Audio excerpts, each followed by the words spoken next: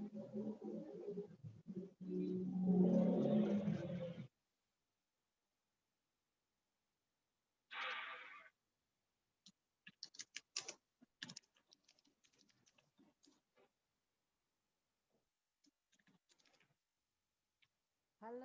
Sobat Suana semua, selamat siang.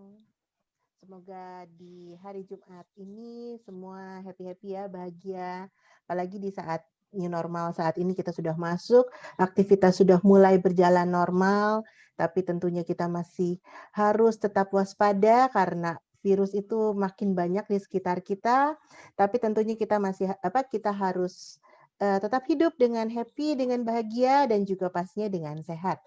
Oke, Sobat Sona semua, hari ini kembali kita akan bersama dengan Bapak Henry Remanlai dengan satu topik yang luar biasa banget, topik yang sangat rare, topik yang sangat jarang yang dibahas mengenai cikung. Ya, cikung itu apa sih, gitu kan? Jadi waktu saya kecil tuh saya taunya cikung itu adalah ilmu tenaga dalam. Kalau orang kungfu, apalagi kalau kita nonton film-film silat ya, terus banyak sekali yang menyebut cikung. Oh oke, dulu saya idenya kalau bisa cikung kayaknya saya bisa mukul sana terus langsung hancur. Saya bisa terbang, saya bisa jalan apa dah. Tapi apakah itu betul atau tidak? Nah, sepertinya pertanyaannya akan dijawab oleh hari ini oleh Pak Henry Remanlai. Baik, Pak Henry Remanlai ini ternyata adalah seorang dosen di Prodi D4 Akupunktur dan Pengobatan Herbal di UKDC Surabaya. Jadi selain berbagai macam title-nya yang sudah pernah kita bahas di webinar Rumah Suana di minggu-minggu sebelumnya, ternyata ada satu lagi loh, gitu ya. Ada satu lagi bahwa beliau itu ternyata dosen di Prodi D4 Akupunktur dan Pengobatan Herbal. Baik Bapak Ibu Sobat Suana, kita tidak akan berlama-lama lagi. Mari kita sambut Pak Henry. Mana nih Pak Henry? Pak Henry, selamat siang Pak Henry. Ya, siang Bu Susi. Selamat siang selamat sobat-sobat siang. Rumah Suana semuanya. Pak Henry hari ini keren deh seragamnya. Ya, ini seragam cikung kan. Hari ini mau latihan soalnya. Oh, hari ini mau latihan ya Pak ya? Iyalah, kita mau latihan bersama. Sekalian saya mau koreksi dulu Bu Susi, saya bukan dokter. Ya. Ya, saya dosen, Shinsei. Iya. Oke, Pak Henry. Baik, Pak Henry. Oke, jadi kita akan segera masuk aja ya, Pak Henry. Jadi, pertanyaan saya yang paling dasar, Pak Henry. Cikung itu apa sih? Oke, saya memang bukan yang tipe suka bikin PPTX. Ini tadi barusan saya lihat ada yang nanya tentang materi, ya materinya nanti bisa dilihat di YouTube. Kan ini nanti direkam di YouTube ya Bu Susi ya? Betul, ini sudah langsung live streaming Pak, jadi sekarang juga sudah disiarkan. Ya, bagus. Nah, jadi kalau bicara tentang cikung, mungkin kita masuk ke yang paling mendasar terlebih dahulu ya, karena banyak orang yang salah mengerti dengan cikung. Jadi mungkin saya pakai apa namanya? Oh, nggak ada whiteboard ya di sini ya, nggak bisa share whiteboard.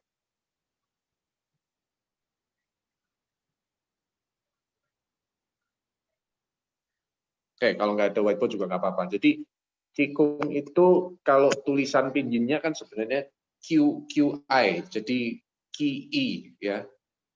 Lalu gongnya tulisannya GONG, gong. Nah, jadi kadang orang kalau baca pinginnya dia bacanya itu qigong. Nah, padahal sebenarnya bacanya cikung. Sementara untuk orang-orang yang kesulitan untuk mengeja, terutama orang-orang dari barat ya, orang-orang bule biasanya, terus mereka nulisnya itu CHIKUNG ya. Nah, jadi konsep Qi itu bisa diterjemahkan sebagai energi, dan Kung itu adalah satu konsep latihan yang dilakukan terus-menerus. Jadi artinya kemampuan untuk menguasai energi untuk kesehatan yang dilakukan secara kontinu, secara terus-menerus sehingga orang tersebut benar-benar menguasai. Nah, kalau bicara tentang Qigong, sebenarnya sejarahnya itu sudah jauh sekali, 5.000 tahun yang lalu. Jadi bisa dikatakan pengobatan tradisional Tionghoa yang paling awal, paling pertama itu sebenarnya adalah menggunakan Qigong. Cuman zaman dulu namanya sebenarnya Taoyin. Nah, jadi tulisannya Dao, D-A-O-Y-I-N ya. Mungkin rekan-rekan ada yang pernah dengar. Nah, sebenarnya konsepnya itu adalah pengertiannya adalah suatu latihan yang menggunakan satu teknik peregangan, relaksasi, dan penguatan yang ditujukan untuk kesehatan, untuk merangsang jalur-jalur meridian akupuntur. Nah, kemudian karena memang usianya yang sudah sangat lama sekali, 5.000 tahun yang lalu, artinya banyak sekali perkembangan-perkembangan olahraga energi ini dengan berbagai macam ragamnya, sehingga pada tahun, kalau tidak salah, sekitar 1950-an, kemudian dari pemerintah yang ada di Tiongkok memutuskan ini harus diseragamkan. Namanya apa kira-kira? Lalu kemudian ada satu dokter yang bergerak di bidang pengobatan tradisional Tionghoa, dikasih nama, oh ini kita kasih nama Qigong. Jadi sebenarnya istilah Qigong itu sama dengan Taoyin, cuma Qigong itu adalah istilah yang lebih modern. Jadi baru muncul sekitar tahun 50-an. Itu Bu Susi. Oke. Jadi kalau yang kita nonton di film-film silat tuh katanya kalau orang luka terus udah gitu yang pakai begini-begini itu Qigong bukan tuh, Pak? Begini-begini itu apa ya? Dorong apa katanya transfer energi ya kan? Oh, Ditempel-tempel ya, gitu. Betul nggak tuh?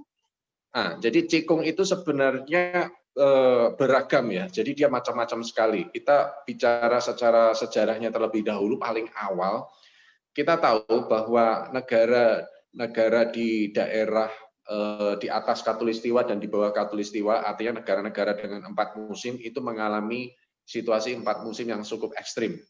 Jadi kalau yang namanya musim panas itu beneran panas sekali. Saya masih ingat suatu ketika waktu saya mengalami musim panas dan kering sekali waktu di Tiongkok, itu beneran keringnya bukan main. Jadi ibaratnya waktu itu saya lagi ada studi ke sana, saya cuci pakaian, saya taruh di jemuran, 5 menit kemudian udah kering kayak kerupuk. Jadi ibaratnya kaos itu diberdiri juga udah bisa. Itu 5 menit aja tuh. Wow. Yang 5 menit, 10 menit udah cepat kering. Nah, jadi mungkin buat orang-orang yang kerjanya di laundry itu suatu kebahagiaan ya, bisnisnya lancar. Karena apa? Karena pakaian semuanya cepat kering. Tapi kalau untuk kesehatan bisa sengsara. Kenapa? Karena dengan berbagai perubahan musim yang drastis, kalau musim dingin-dingin sekali, kalau pas musimnya lembab-lembab sekali, sehingga daya tahan tubuh manusia itu yang tinggal di sana di negeri 4 musim itu cukup ditantang, Bu Susi. Sehingga akhirnya di awal-awal zaman batu mereka melakukan satu kegiatan olah gerak tubuh, dan ternyata dengan melakukan gerakan tubuh itu membuat daya tahan mereka lebih baik dalam menghadapi 4 musim tersebut, Bu Susi. Oke. Jadi seperti itu. Nah, itu awal mulanya. Lalu kan memang terjadi satu evolusi peradaban dan evolusi pengetahuan, sehingga akhirnya mereka menemukan apa yang disebut dengan meridian akupuntur kan. Nah, Iya. jadi kalau buat teman-teman yang tahu akupuntur, ya, yang tusuk jarum ya, mungkin mengenalnya dengan istilah tusuk jarum. Nah, ini sebenarnya. Nah, ini kenalkan, ini teman saya, udah lama mendampingi saya. Jadi ini jalur-jalur akupuntur ini adalah jalur-jalur meridian yang terus kemudian mereka buat satu petanya, dan jalur-jalur itu merupakan jalur-jalur energi yang ternyata bisa dirangsang bukan hanya dengan jarum tetapi dengan gerakan. Nah, sehingga akhirnya setelah ribuan tahun Qigong itu berkembang dengan berbagai gaya dan metode yang ditujukan untuk melatih jalur-jalur energi tadi yang disebut meridian untuk mendorong upaya kesehatan. Itu. Oke. Berarti Qigong ini pada dasarnya itu adalah latihan untuk salah satunya itu tujuannya adalah pengobatan. Betul ya Pak Hendri? Betul. Nah, itu awal mulanya. Nah, jadi kalau Qigong sendiri sebenarnya bisa dibagi menjadi beberapa hal. Nah, ini yang mengklarifikasi yang banyak orang tidak tahu ya. Jadi kadang ada yang malah takut ya. Seperti tadi kan Bu Susi mulai tanya tuh yang cerita di film silat dan sebagainya. Jadi cikung itu bisa dibagi menjadi dua, yaitu cikung yang sifatnya statis dan cikung yang sifatnya dinamis.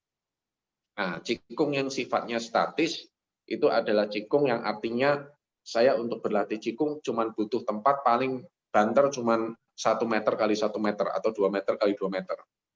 Jadi saya tidak membutuhkan space yang banyak, Bu Susi. Nah, sementara kalau misalkan cikung ini yang dinamis itu butuh tempat yang lebih luas. Karena apa? Saya melakukan gerak seperti senam dan butuh tempat yang lebih luas, mungkin sekitar 3 meter, karena saya harus bergerak ke kiri, ke kanan, ke depan, dan ke belakang. Nah, cikung yang statis itu bisa dibagi lagi. Yang mana cikung yang statis itu dilakukan dengan tidak banyak bergerak, tetapi hanya duduk. Nah, itu yang banyak dikenal oleh orang meditasi. Cuman meditasinya berbeda, karena meditasinya itu mulai berkembang sejak zaman dinasti Han. Jadi di mana konsentrasinya ditujukan pada titik-titik akupuntur. Nah, itu termasuk cikung statis.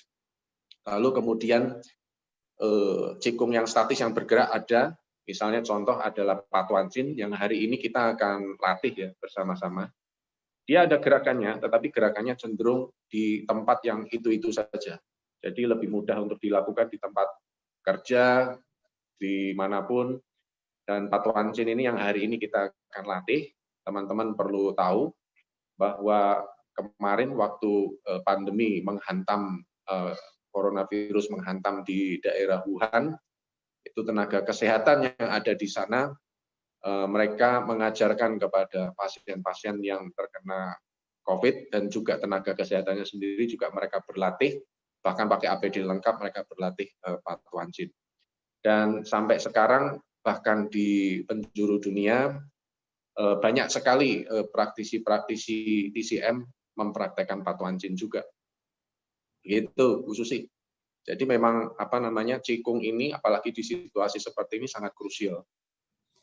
Oke, jadi tadi itu ada cikung, ada yang statis, yang di 1x1 atau 2x2 itu berarti cikungnya lebih seperti meditasi begitu, Pak? Ya, nah, cuman statis kan tadi dibagi dua. Jadi ada yang statis tetap di tempat tapi gerak, ya kan?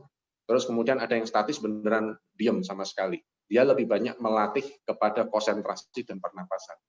Nah, jadi cikung ini yang membedakan dengan olahraga-olahraga yang biasa itu sebenarnya cikung itu ada 3 komponen yang krusial, yang penting. Pertama adalah latihan gerak itu sendiri pasti.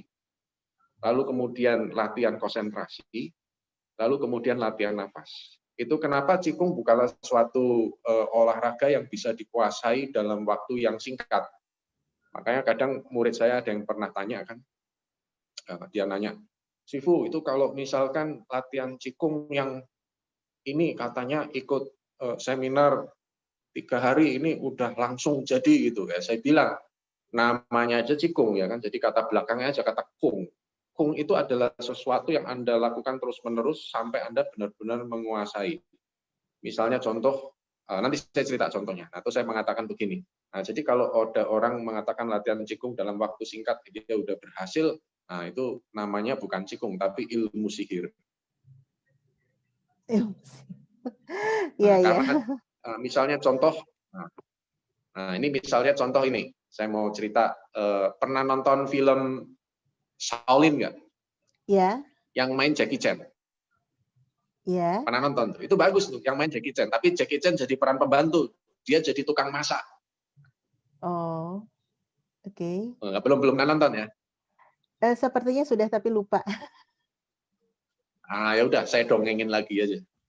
Begitu. Nah, jadi ceritanya memang secara sejarah Shaolin itu kan selalu mengalami hantaman ya dari orang-orang, dari orang kerajaan juga yang nggak suka dengan Shaolin dan sebagainya, macam-macam lah, dia mengalami banyak hantaman. Nah, di cerita itu diceritakan biara Shaolin ini kuilnya bakal diserang lagi. Nah, di situ Jackie Chan itu cuma jadi tukang masak, dia nggak belajar kungfu. Nah, tapi yang namanya masak di biara Shaolin itu kalau masak kan wajannya segede gaban, tahu ya. Terus kemudian dia punya serok, ya kan? Seroknya itu apa ya? Udah kayak sekop pasir begitu. Jadi bukan serok kalau orang masak begini. ya kan? Nah, terus kemudian, wah, tapi kalau dia masak udah apa? Masak nasi goreng, masak mie itu udah untuk 100 orang gitu. Dia masak sekaligus gitu, Pak. Jadi dia melatih suatu kekuatan, penguasaan skill, makanannya juga enak. Nah, malam-malam karena kepala biara ini sudah tahu kalau Shaolin itu bakal diserang. Terus kemudian Jackie Chan itu tanya sama kepala biaranya. Saya ini tukang masak, tapi saya mau bantu Shaolin bagaimana gitu kan? Karena saya nggak ngerti kungfu.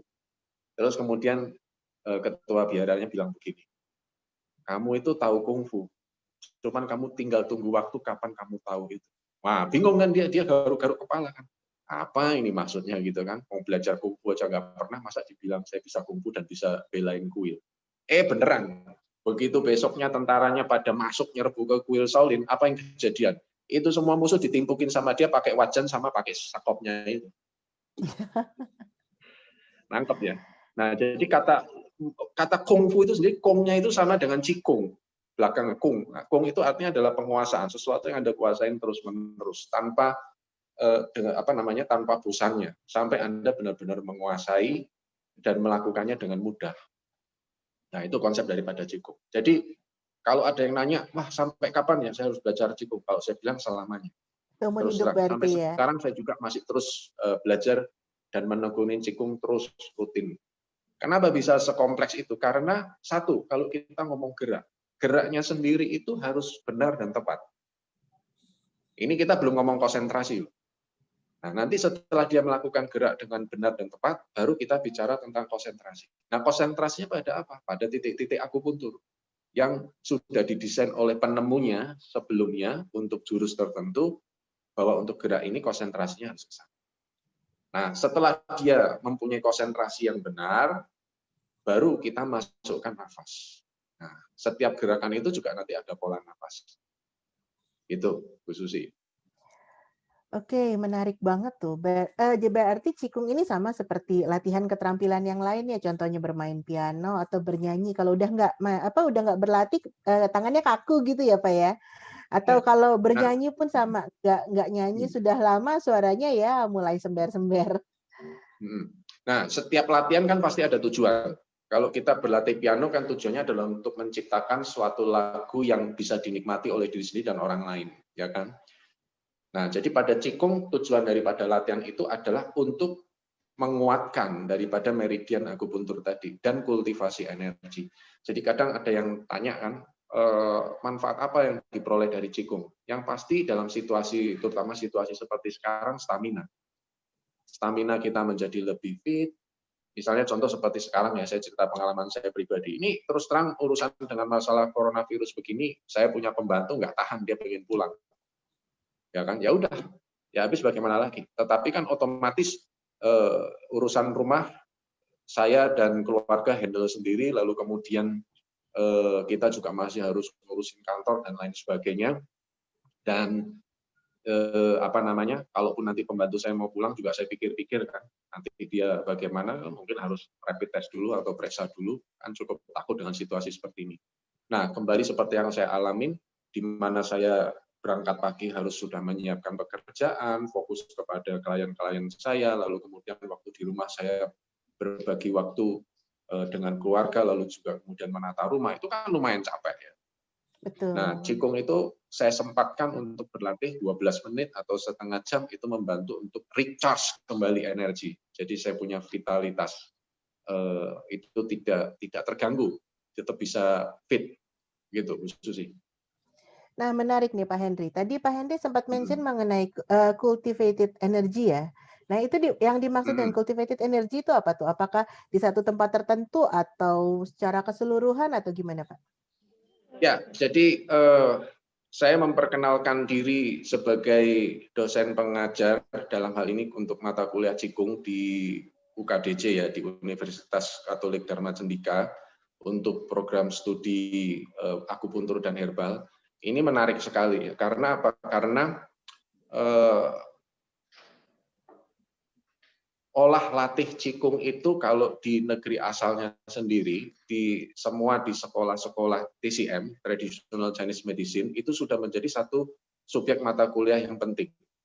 Bahkan terakhir guru saya Qigong yang dari Beijing, dia mengatakan di Beijing sendiri itu sudah menjadi suatu keharusan. Nah, karena apa? Karena memang disadari ya bahwa di dalam kitab-kitab kuno, kalau kita ngomong kitab kuno pengobatan tradisional Tionghoa itu ada satu yang cukup banyak dikenal orang yang namanya kitab Kaisar Kuning atau Huang Ti Neijing. Di Huang Ti Neijing itu di bab 1 dan bab 13 itu menekankan aspek pentingnya daripada latihan Qigong. Jadi ada pertanyaan tuh, saya pernah kupas ini ya waktu tema webinar Tai Chi kemarin ya. Jadi si Kaisar ini bertanya kepada dia punya penasehat, kenapa orang zaman dulu, nah kalau ngomong zaman dulu kita harus melihat konteksnya, kitab ini ditulisnya di tahun sekitar 3000 atau 5000 tahun yang lalu. Jadi kalau dia ngomong zaman dulu kan lebih jauh lagi, ya kan? Dia mengatakan kenapa orang zaman dulu itu kalau dia punya sakit, dia tidak menggunakan akupuntur atau herbal, tapi cukup dengan olah Qigong atau Taoyin. Sebenarnya waktu itu istilahnya belum ada Qigong kan, tapi saya terjemahkan kepada Anda sebagai Qigong. Lalu kemudian dijawab oleh penasehatnya, orang zaman sekarang, nah zaman sekarang berarti kan waktu buku ini ditulis, dan itu masih relevan sampai zaman sekarang. Orang zaman sekarang memang membutuhkan penanganan-penanganan yang lebih jauh karena orang mempunyai satu kelekatan terhadap harta dan kekuasaan. Nah, artinya orang semakin stres dan sibuk dengan keseharian, maka dia membutuhkan penanganan yang lebih lanjut lagi. Ini menarik. Jadi artinya sejak zaman dahulu, daripada olahraga energi ini itu sudah menjadi satu cara yang paling awal. Jadi kalau seorang shinsei ya, atau pengobat tradisional Tionghoa zaman dulu itu didatengin klien, maka peresepan pertama yang diberikan itu justru malah olahraga Qigong. Nah, sekarang apa pengertian daripada kultivasi energi? Memang penelitian-penelitian yang dilakukan di Tiongkok dan negara-negara lain, dalam hal ini salah satunya justru malah negara Rusia ya. Mereka itu dari Tiongkok dan Rusia cukup intensif melakukan penelitian yang berhubungan dengan energi. Itu di dalam literatur penelitian yang mereka buat menunjukkan bahwa energi ini bukanlah sesuatu yang nggak masuk akal. Nah, terus mereka menyebutnya sebagai biofoton sebenarnya. Dan ternyata memang energi yang tadi kan Bu Susi sempat nanya kan ada yang model transfer energi atau apa begitu kan. Itu ternyata juga memang bisa terdeteksi. Jadi memang ada suatu gelombang yang kemudian vibrasinya itu mempengaruhi vibrasi daripada tubuh kliennya. Itu memang bisa. Nah, jadi pengertian transfer ini sebenarnya adalah terjadi suatu vibrasi yang saling bergesekan dan mempengaruhi kepada klien atau pasien tersebut, Bu Susi. Begitu. Nah, jadi artinya si pelaku Qigong ini sendiri tubuhnya itu sudah mempunyai suatu gelombang dan vibrasi yang dia latih sedemikian rupa sehingga dia mampu untuk menggerakkan vibrasi yang lebih besar dan merangsang kepada vibrasi daripada tubuh klien. Oke. Nah, Pak Henry, saya makin tertarik nih. Jadi kalau saya mau belajar Qigong, ya, nah manfaatnya nih yang paling simpel banget untuk saya apa nih Pak? Ya, seperti yang tadi saya sampaikan, satu kebugaran, vitalitas, konsentrasi juga akan meningkat. Nah, saya ingin memberikan satu gambaran Qigong dengan konsep yang lebih kepada aspek kinestetiknya ya, dan itu sangat masuk akal. Dan ngomong-ngomong kalau misalkan nanti dari para pemirsa ada yang ingin langsung bertanya silahkan ya. Kita nanti bisa langsung jawab karena memang ini sifatnya interaktif. Jadi saya akan gambarkan seperti ini. Tubuh manusia itu selalu berinteraksi dengan gravitasi, ya kan? Jadi kalau misalkan kita bergerak mau nggak mau kita berinteraksi dengan gravitasi. Gravitasi aslinya artinya daya tarik dari bumi. Nah, artinya kemampuan kita menjaga postur, alignment ya, itu sangat mempengaruhi bagaimana saya menggunakan energi kita sehari-hari. Betul nggak Bu Susi? Betul, betul. Misal nih Bu Susi nggak sadar nih, ternyata jalannya bahunya miring atau badannya condong miring ke depan, jadi gampang capek ya. Betul. Nah, Qigong itu sebenarnya adalah olahraga yang melatih kesadaran kita untuk mempunyai postur yang lebih baik. Nah, yang menarik kalau gitu mungkin ada yang berpikir, loh, apa bedanya dengan olahraga seperti Pilates? Apa bedanya olahraga seperti dengan yang yoga gitu kan? Kan sama-sama melatih kesadaran tubuh. Nah, perbedaannya adalah di dalam Qigong diletakkanlah unsur konsentrasi tadi. Nah, jadi konsentrasinya kepada titik-titik akupuntur tertentu. Sehingga kesadaran itu dibangun dengan amplifikasi yang lebih besar. Belum lagi dilatih dengan nafas. Karena dengan melatih nafas, itu ternyata juga melatih otot-otot core daripada tubuh. Begitu, Bu Susi. Jadi artinya kalau saya berlatih Qigong di mana saya tahu misalnya saya punya masalah di satu bagian, kemudian saya mau mengaktifkan titik akupoint tertentu, saya bisa mengarahkan energi saya ke akupoint tersebut, begitu Pak? Betul, itu salah satu aplikasinya. Nah, kalau kita bicara Qigong itu kan tadi saya sudah ceritakan ya, usianya itu udah ribuan tahun, 5.000 tahun. Sebagai bukti itu ada salah satu ekskavasi arkeolog ya, itu diangkat, ternyata dari makam raja itu ditemukan ada guci. Guci ini sudah umurnya 5.000 tahun, dan di guci itu ternyata ada pahatan orang sedang berlatih Qigong.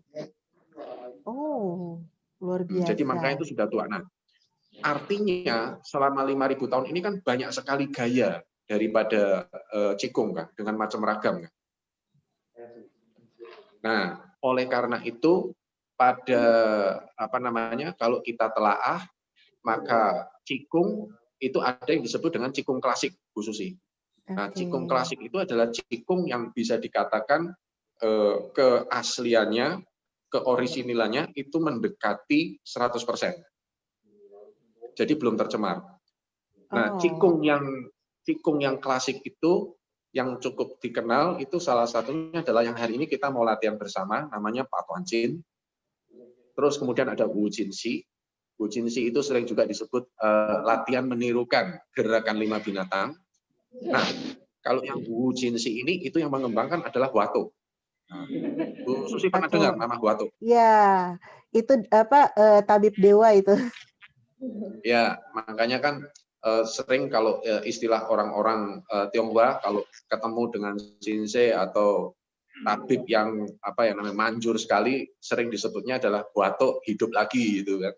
Nah, Wato ini ternyata dia adalah salah satu yang orang pertama yang mengkaitkan antara pengobatan tradisional Tionghoa dengan Qigong.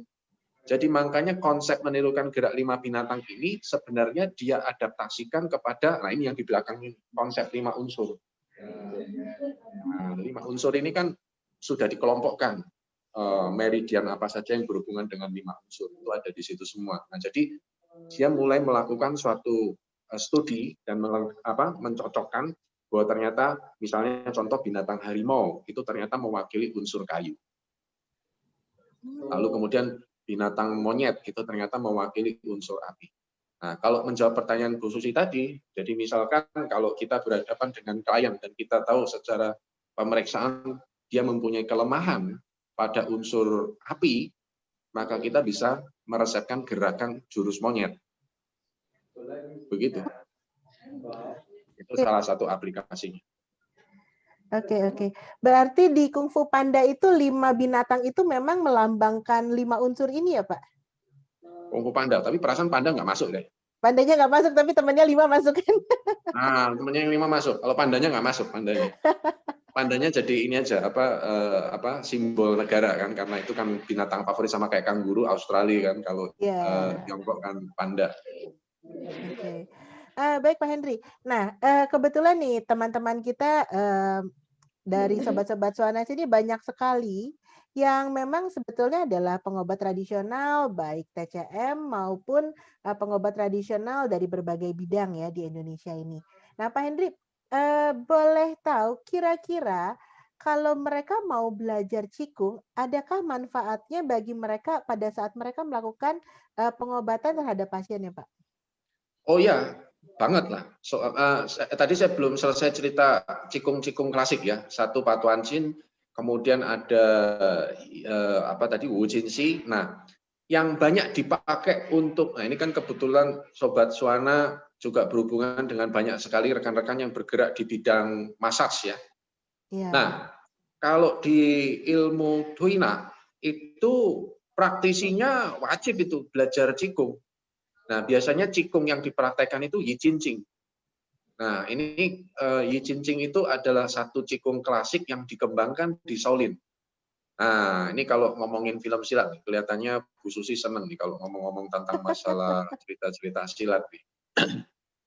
Nah, Yi Jin Qing itu kalau diterjemahkan dalam bahasa Inggris itu adalah muscle and tendon transformation.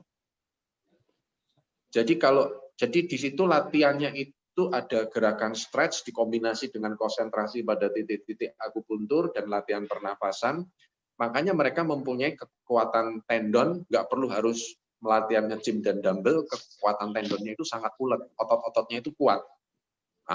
Jadi kalau mau gerus pasien dipijet sehari mau 50, ayo aja gitu. Oh bisa begitu ya Pak? Wah luar biasa banget. Iya, jadi kalau dipijet Anda berasa ini orang kelihatannya kok cewek gitu kan, kecil gitu kan. Tapi kalau mijet nih rasanya kayak ditekan pakai sumpit. Nah, itu salah satu efek kalau latihan Qigong.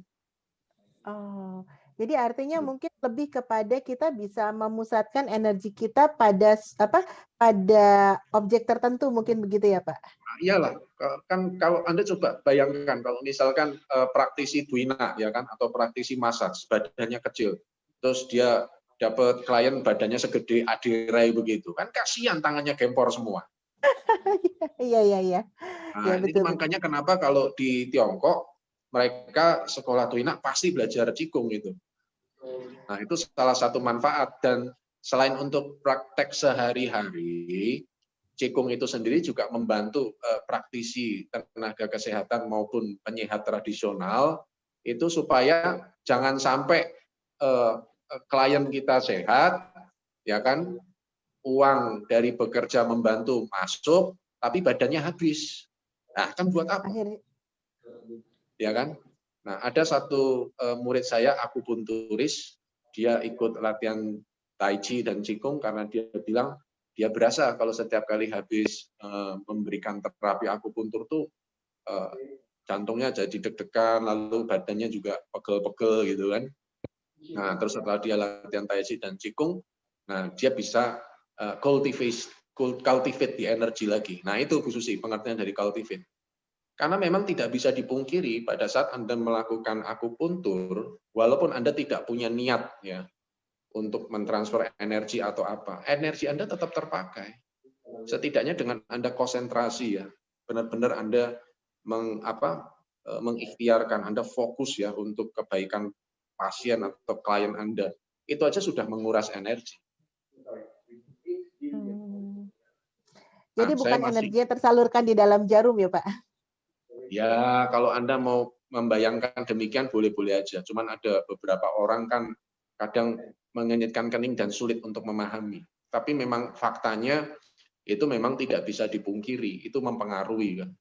Ya, namanya kan kalau kita yang menggunakan terang ilmu kita tahu bahwa ternyata yang namanya energi ini bukanlah sesuatu yang aneh dan mistik lagi, bahwa memang energi yang mengalir di dalam meridian akupuntur itu ternyata adalah sistem kelistrikan tubuh. Ya sekarang kita bayangkan aja, itu penelitian yang sudah dilakukan oleh Prof. Kusnadi tentang eksistensi meridian, bahwa jalur-jalur meridian itu memang real dan merupakan sistem kelistrikan tubuh itu memang benar. Sekarang coba Anda bayangkan badan kita bisa bergerak begini. Ini semua kan karena energi. Jadi ada satu sistem kelistrikan. Artinya pada saat kita mau membantu seseorang dengan cara apapun, nggak perlu Anda harus belajar tentang energi atau apa. Setidaknya listrik badan Anda sudah ikut membantu orang tersebut. Gitu Bu Susi. Cuman kan masalahnya kita kalau ngomong energi kan ada beberapa orang sudah sensitif karena masalah energi kan dilihat sebagai sesuatu yang abstrak. Tapi diharapkan dengan penelitian-penelitian sekarang yang makin kelihatan bahwa energi ini sebenarnya adalah sistem kelistrikan tubuh dan tidak sesuatu yang aneh lagi, ya otomatis kita jadi memahami, ya masuk akal juga. Jangankan megang orang, nah Anda megang stop kontak rumah juga kesetrum, itu listrik rumah masuk ke badan Anda. Kalau misalkan badan Anda kuat kayak Hulk gitu, ya Anda pegangin stop kontaknya, Anda diam aja, lama-lama juga MCB di rumah jeglek.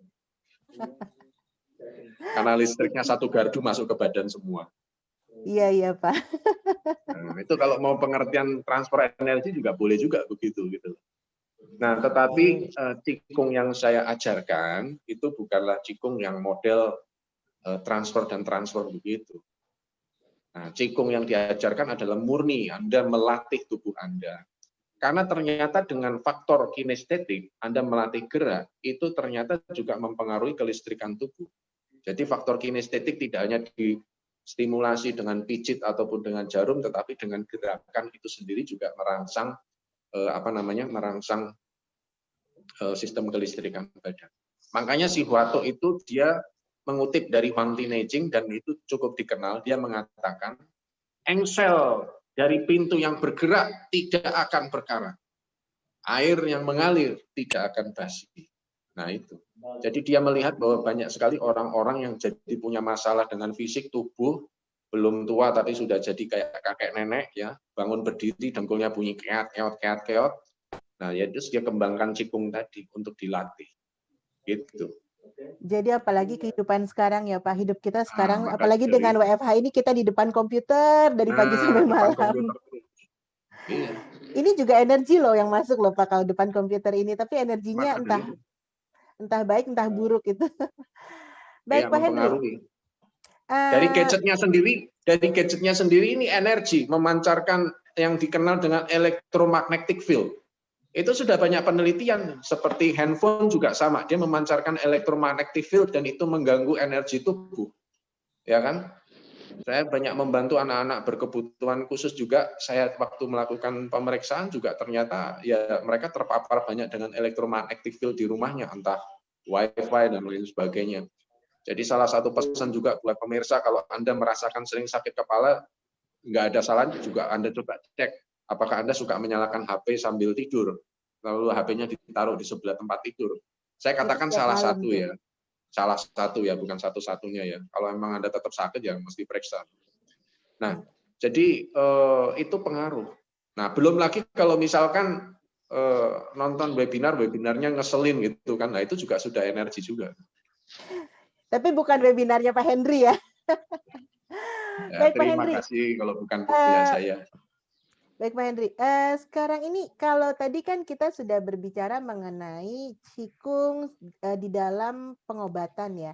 Nah, tadi kan Pak Henry bilang cikung itu ada yang statis dan ada yang aktif ya. Nah, kalau kita lihat itu cikung itu kan sepertinya juga yang aktif ini dia seperti latihan gerak, latihan seperti jurus gitu ya Pak ya. Nah, kalau kita bandingkan cikung dengan olahraga lainnya atau yang olahraga yang secara kasat mata mirip nih Pak, seperti misalnya kungfu atau wushu gitu ya.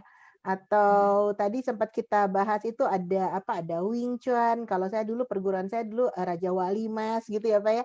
Nah, kira-kira apa yang membedakan cikung dengan wushu dan teman-temannya ini Pak? Ya, jadi kalau kita bicara bela diri, ya itu kan berarti kelompok bela diri ya. Jadi bela diri itu kita bahas bela dirinya dulu deh. Ini agak sedikit melenceng, tapi nggak apa-apa. Bela diri itu dibagi dua. Ada yang disebut dengan bela diri internal dan ada yang disebut bela diri eksternal, Bu Susi. Nah, jadi kalau bela diri eksternal itu adalah dia lebih mengedepankan kepada kekuatan fisik dan teknik.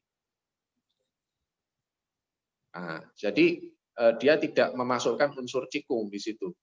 Nah, sementara kalau bela diri internal, dia sudah memasukkan unsur cikung di situ. Karena tujuannya bukan hanya untuk keras lawan keras, tetapi adalah bagaimana mengatasi kekerasan itu dengan kelembutan. Nah, makanya dia menggunakan konsep cikung. Soalnya kalau misalkan keras lawan keras, babak belur ya kan. Kalau saya musuh sama musuh saya masih muda begitu, apalagi keker kayak Adera, ya saya babak belur juga. Nah, jadi kalau bela diri internal dia memasukkan unsur kultivasi, artinya bela diri tetapi lebih mengedepankan kepada supaya bagaimana musuh itu dapat tunduk tapi oleh tenaganya dia sendiri. Jadi kita mengurangi sekecil mungkin kerusakan. Nah, itu tipe-tipe bela diri internal.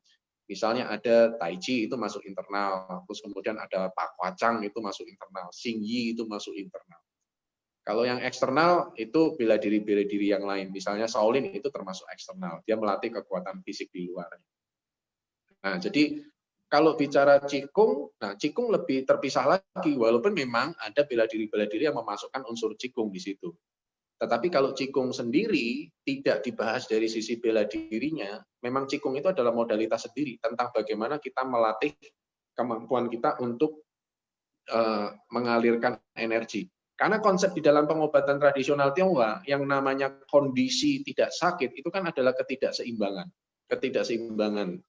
badan. Nah, ketidakseimbangan itu bisa muncul karena ada hambatan energi atau hambatan sirkulasi darah.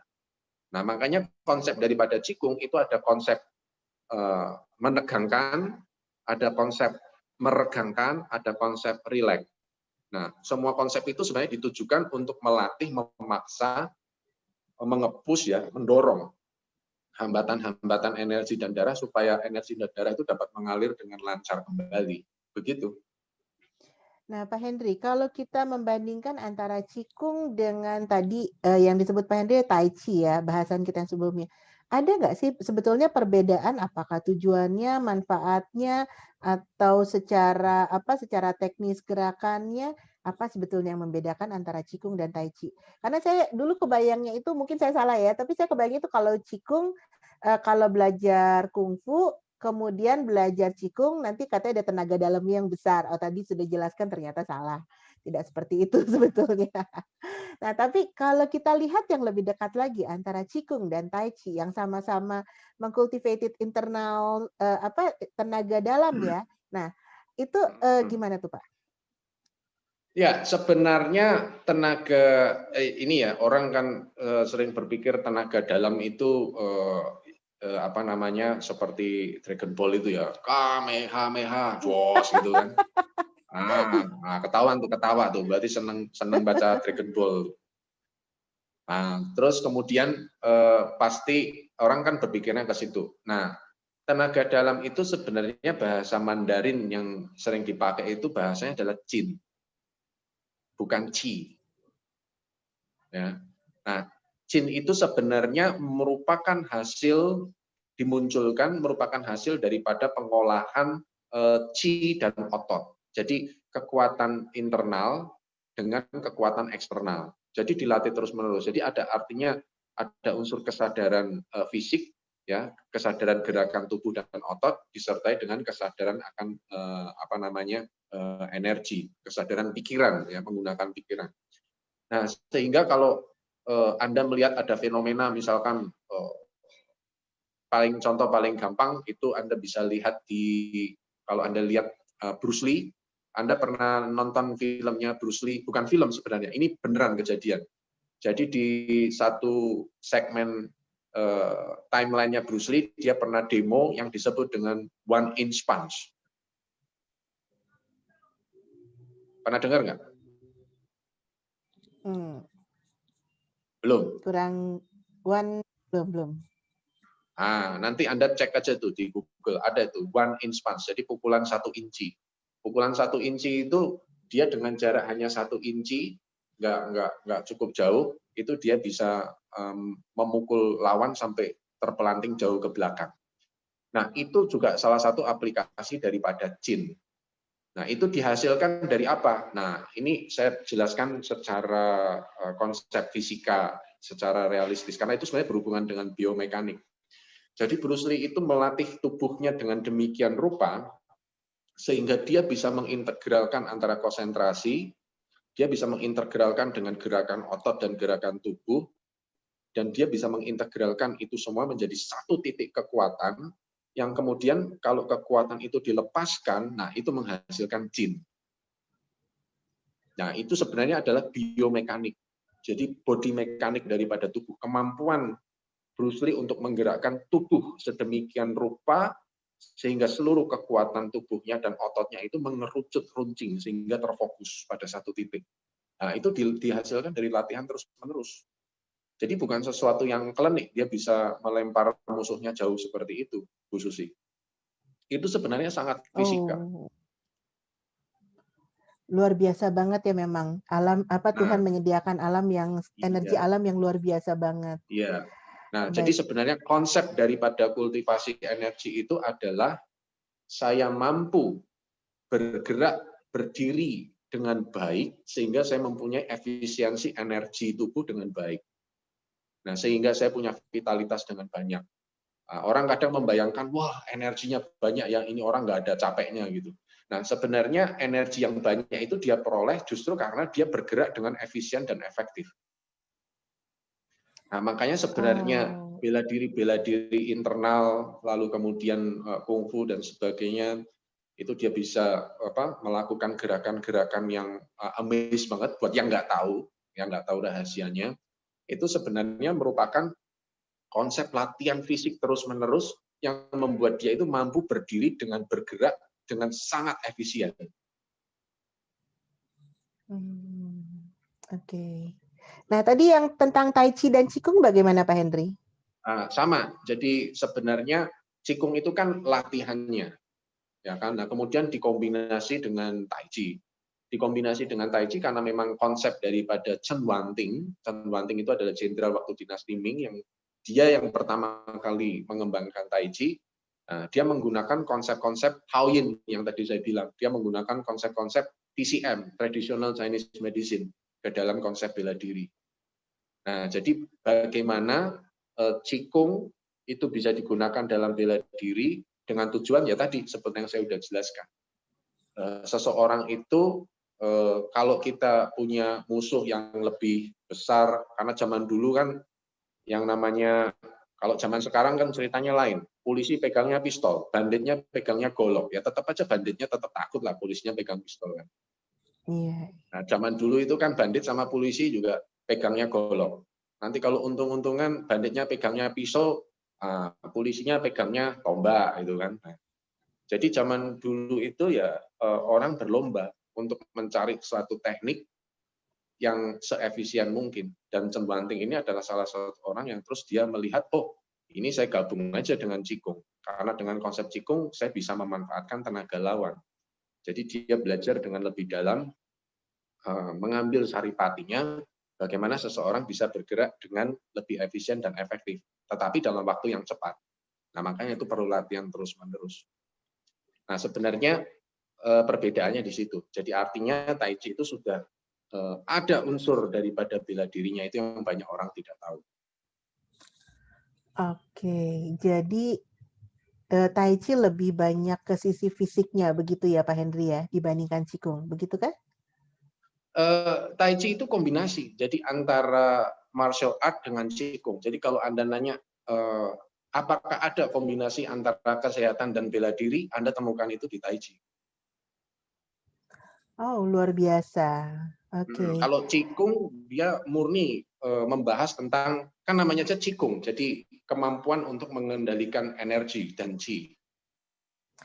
Oke, berarti Tai Chi itu antara bela diri dan Qigong ya. Berarti artinya kita juga punya olah fisik, tapi juga secara internal kita juga bisa sehat, begitu ya Pak Henry ya? Iya, yang Oke, Bapak Ibu, saya jadi teringat nih karena kita membahas Tai Chi, kita akan punya kelas Tai Chi dengan Pak Henry pada tanggal 31 Agustus, hari Senin ya Pak Henry ya? ya, Kita akan mulai dari pagi ya Pak Henry ya, kalau nggak salah ya? Nah, itu selama 2 hari ini kita akan belajar apa tuh Pak Henry dalam kelas itu? Ya, Satu hari, sorry, jadi 1 hari ya? ya, jadi kelas basic yang saya ajarkan itu saya akan mengajarkan yang paling mendasar daripada Tai Chi, terutama gaya Chen, itu adalah Chan Sekung. Chan Sekung itu adalah silk reeling, jadi gerakan menirukan gerakan memental benang sutra. Dan latihan ini yang sebenarnya paling mendasar ya di dalam latihan Tai Chi untuk melatih supaya tubuh Anda terbiasa dengan gerakan-gerakan spiral, karena sebenarnya tubuh manusia sebenarnya nggak hanya tubuh manusia, sebenarnya alam semesta itu semuanya bergerak secara spiral. Kalau Anda lihat daun itu mempunyai pola-pola spiral. Kalau Anda lihat keong dan kerang juga punya pola pertumbuhan spiral. Kita punya kuku, kalau dibiarin panjang sampai 3 tahun nggak dipotong juga bentuknya spiral. Jadi sebenarnya itu yang dikembangkan dan dilihat oleh Chen Wanting. Jadi nanti di dalam latihan Chan Sekung ini Anda akan belajar untuk mengikuti lagi pola-pola spiral tubuh Anda. Nah, jadi Anda akan belajar dari Chan Sekung. Itu yang paling basic. Jadi saya kalau ngajarin Tai Chi, saya lebih fokus kepada orang per orang, bukan kelas massal yang banyak ya. Misalnya nanti saya di depan ngerjain jurus bango, di belakang nggak ada yang mantau jadi jurus monyet, ada yang jadi jurus kanguru. Nah, jadi saya lebih senang dengan satu persatu orang saya akan pantau. Lalu yang kedua, kelasnya itu lebih mendasar kepada kunci-kuncinya. Jadi Chan Sekung itu sebenarnya yang paling basic. Percuma kalau Anda misalkan belajar Tai Chi 18 jurus, 28, 75, atau 74 atau 108, tapi kalau Anda tidak tahu daripada kuncinya, maka akhirnya latihan Tai Chi-nya akan hanya sekedar menjadi senam kesegaran jasmani saja. Oke. Jadi Bapak Ibu, bagi Bapak Ibu yang Sobat Swana yang mau mengikuti kelas Tai Chi-nya Pak Henry jangan sampai ketinggalan, karena memang tempatnya terbatas, kita membatasi karena Pak Henry memang perlu konsentrasi terhadap peserta walaupun online ya Pak Henry ya, tapi satu persatu akan diperhatikan. Begitu Bapak Ibu, jadi tempatnya amat sangat terbatas, jadi silahkan bagi yang mau mendaftar karena tempatnya hanya tinggal sedikit. Oke, kita masuk ke pertanyaannya Pak Henry sebelum kita silakan. masuk ke demo. Oke, ada pertanyaan dari Pak Ruben Darmawan. Oke, mohon izin dikirim materinya. Oke, Pak Ruben, karena hari ini kita tidak ada materi presentasi, tapi kalau Bapak mau mengulang melihat webinar hari ini, Bapak tinggal masuk ke YouTube channelnya Rumah Swana ya. Tinggal ketik Rumah Swana, nanti akan keluar semua webinar Rumah Swana setiap hari Jumat. Baik, kemudian ada pertanyaan menarik nih Pak, dari Pak Heri Ristiadi. Kalau salah latihan, apakah ada pengaruh buruk ke badan, misalnya salah nafas?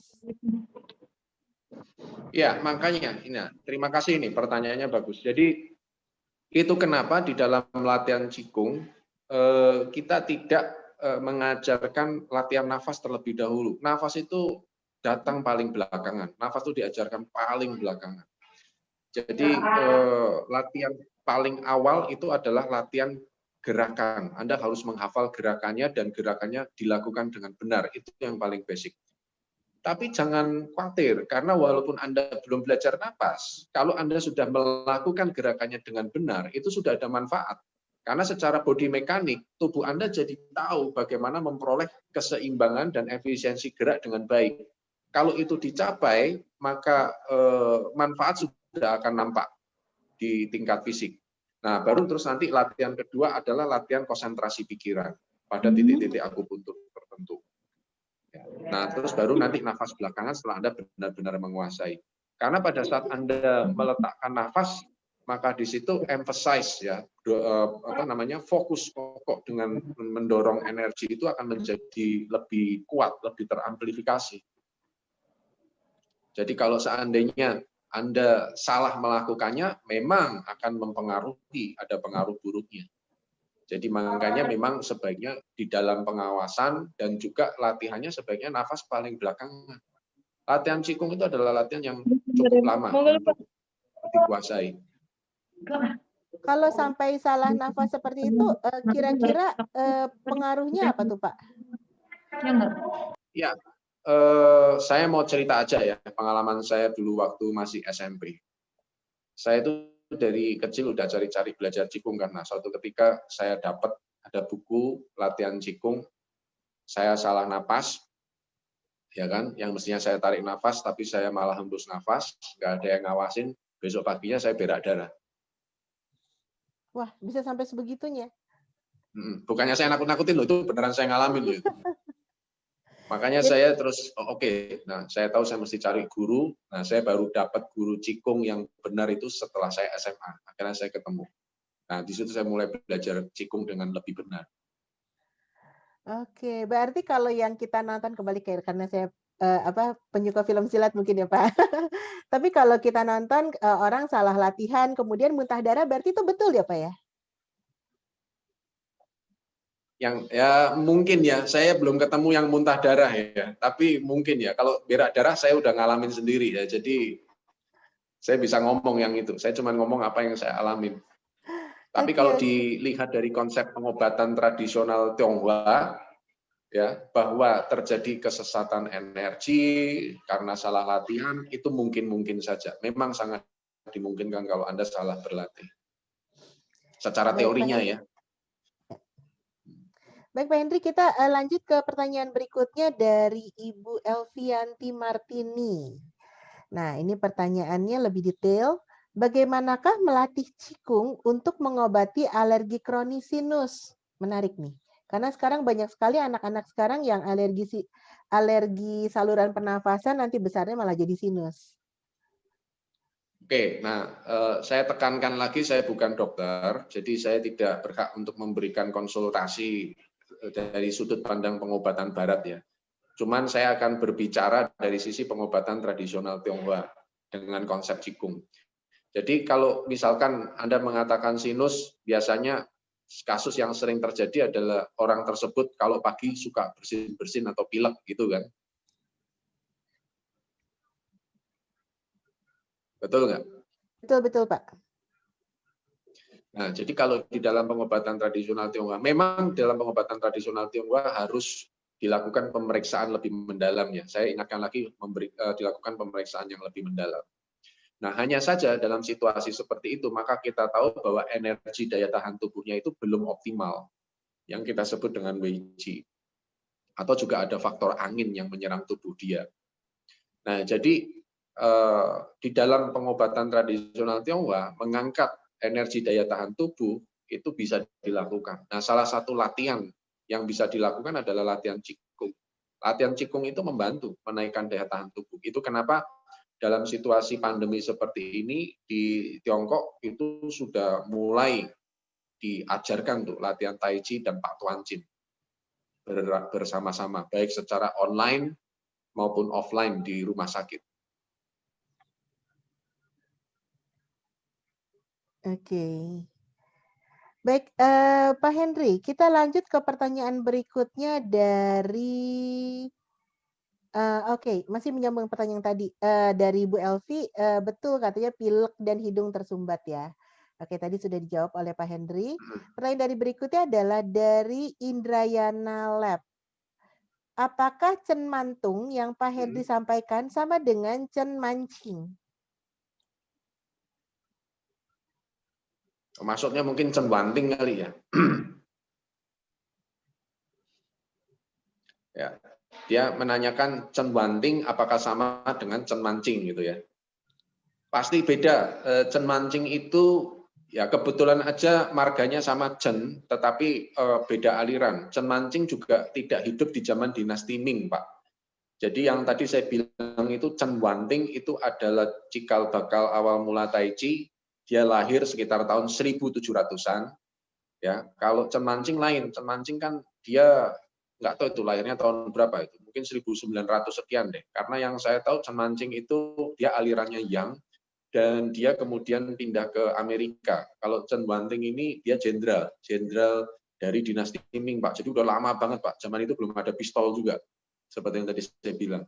Dia adalah cikal bakalnya Tai Chi. Cen Wanting itu adalah penemu pertama Tai Chi. Guru saya sekarang namanya Chen Chaosen, dia adalah generasi penerus Tai Chi yang ke-11. Jadi udah jauh sekali.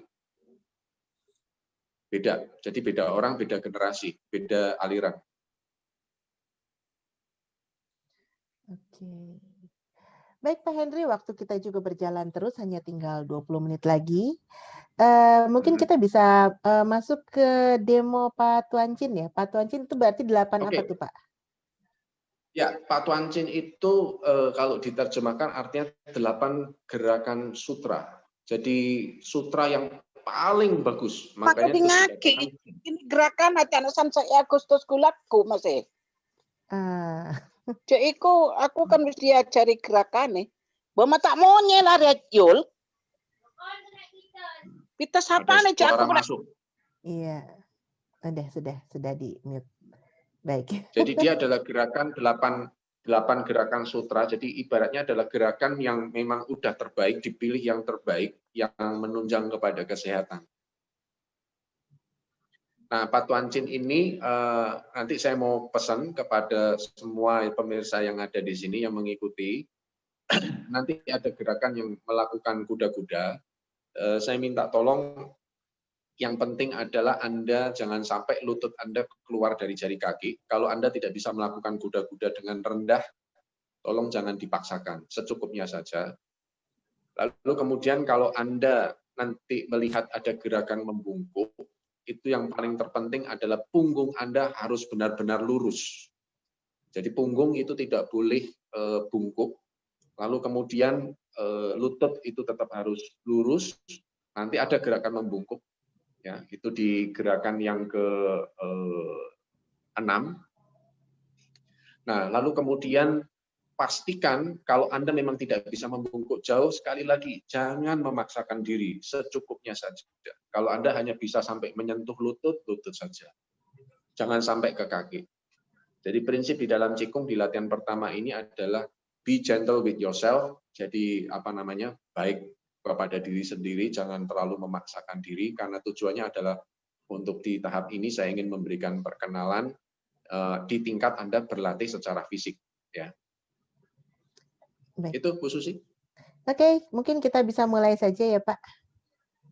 Bisa. Sebentar ya, saya siapkan.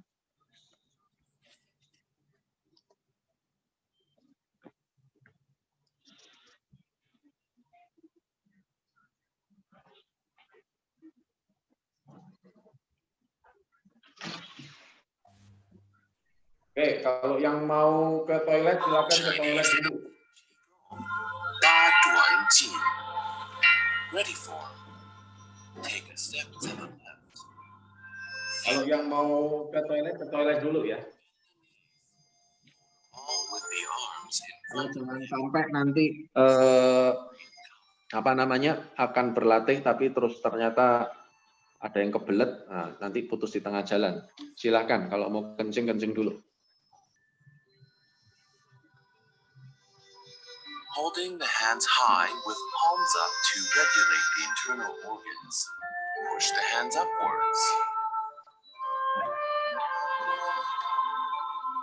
Drop them down.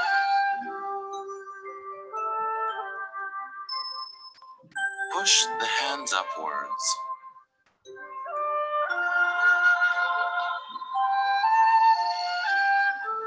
Drop them down.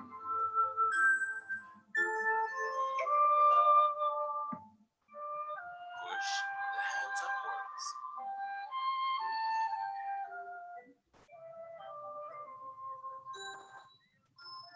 Drop them down.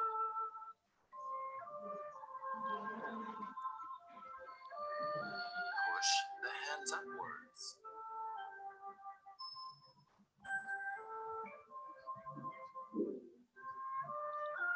Drop them down.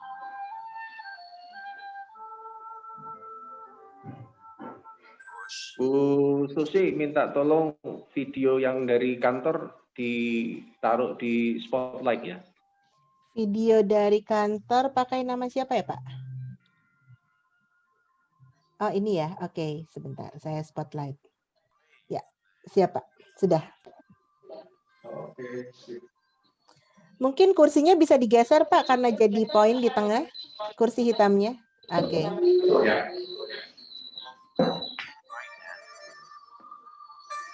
Draw the ball. Withdraw the left foot.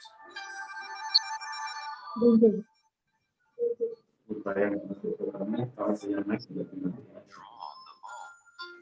Bapak Ibu yang mau mengikuti demo bersama, kita berlatih bersama, silahkan dibuka videonya. Hold up the wrists. Pak Fleming mungkin bisa dikembalikan lagi musiknya ke awal.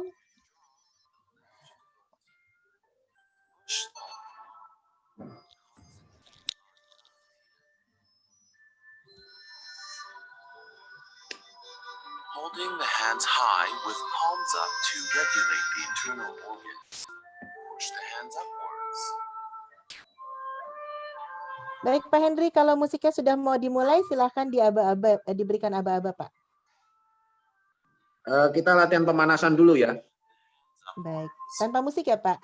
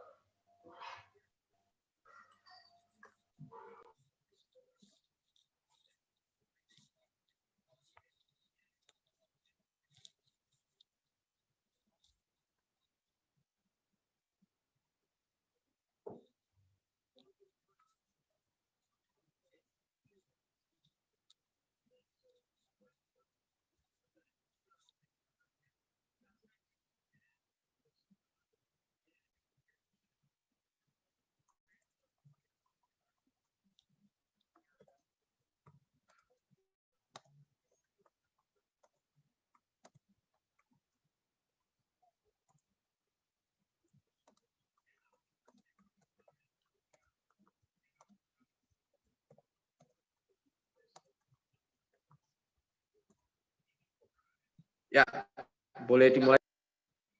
Baik, Pak Fleming, silahkan dimulai musiknya, Pak.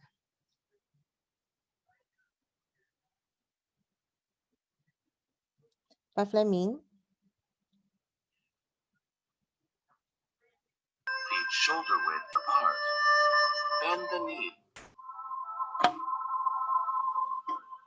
Chinese health, Qigong. Ba Duan Qing. Ready for. Take a step to the left. Feet shoulder width apart. Bend the knees. Hold the ball with the arms in front of the abdomen. Stand straight comfortably. Breathe naturally. Keep calm. Concentrate on Dan Tian. Holding the hands high with palms up to regulate the internal organs. Push the hands upwards. Drop them down.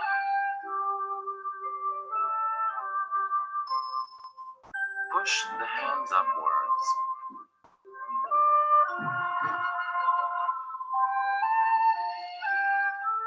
Drop them down.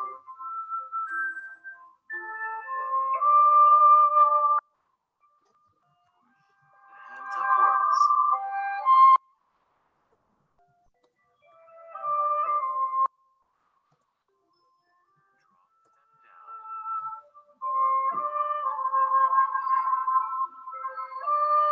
Push the hands upwards.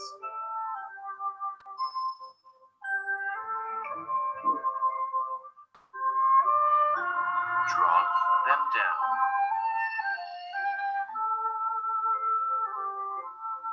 Push the hands upwards.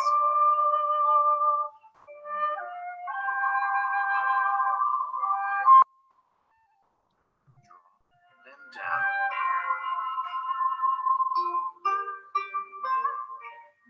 Raise the hands.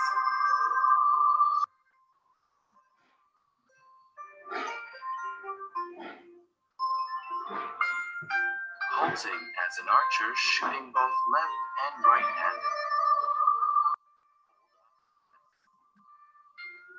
Draw the bow. Withdraw the left Draw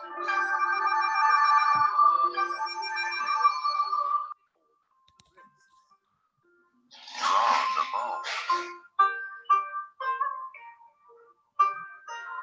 Withdraw the right foot. Hold up the wrists. Draw the bow. Withdraw the left foot. Hold up the wrists. Draw the bow. Withdraw the right foot.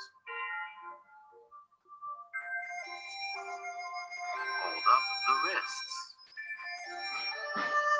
Draw the bow. Withdraw the left foot.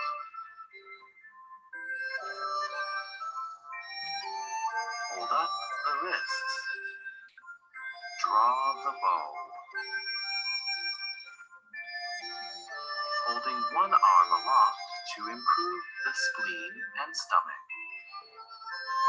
Lift up. Put down.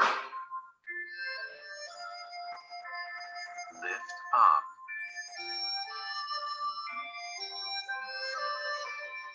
Put down. Lift up.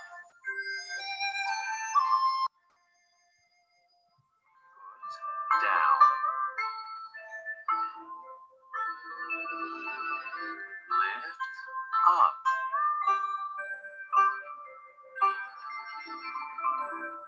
Put down.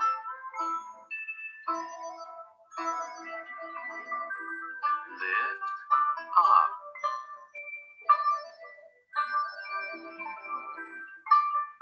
Put down. Lift up.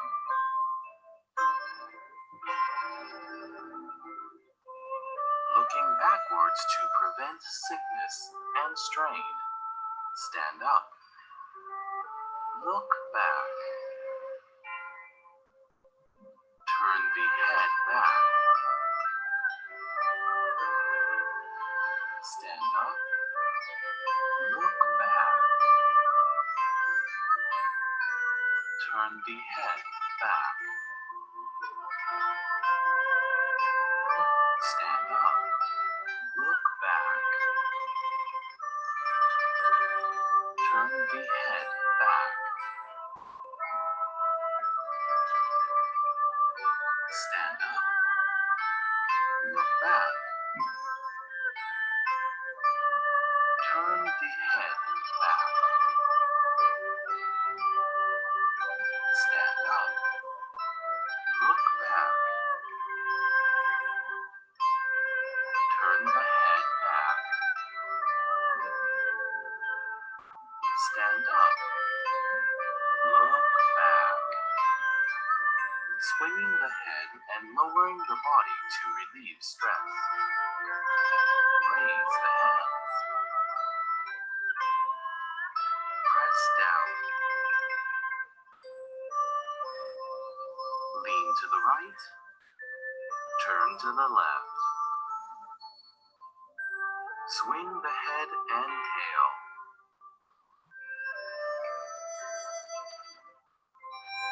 Lean to the left. Turn to the right. Swing the head and tail. Lean to the right. Turn to the left. Swing the head and tail.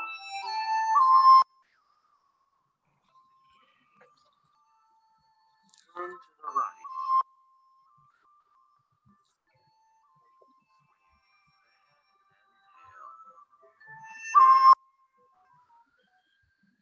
Lean to the right.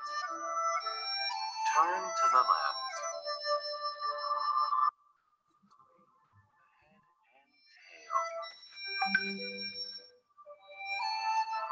Lean to the left.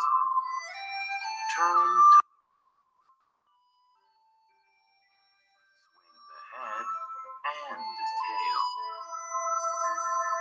Raise the hands.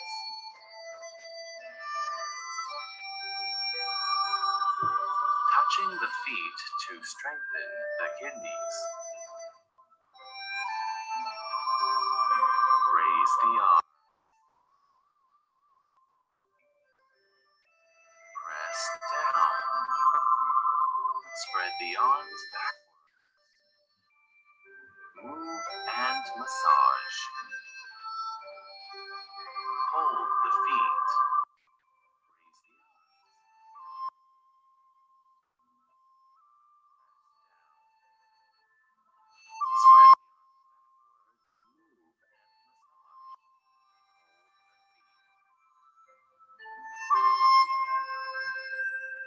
Raise the arms.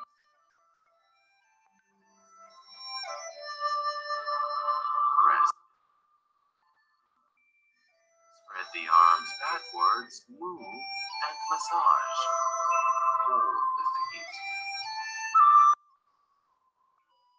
Raise the arms.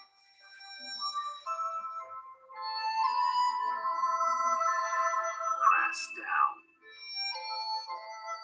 Spread the arms backwards, move and massage.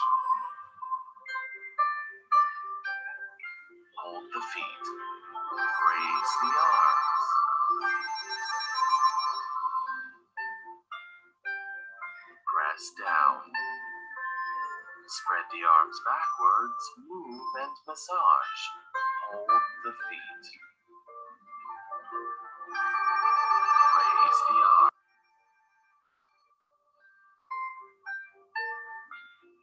Press down. Spread the arms backwards, move and massage. Hold the feet. Raise the arms.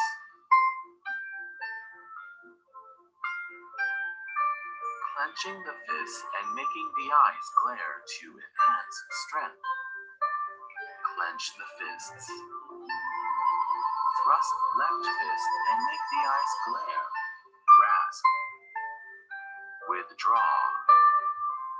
Thrust right fist and make the eyes glare. Grasp. Withdraw. Thrust left fist and make the eyes glare. Grasp. Withdraw. Thrust right fist and make the eyes glare. Grasp. Withdraw. Thrust left fist and make the eyes glare. Grasp. Withdraw. Thrust right fist and make the eyes glare. Grasp.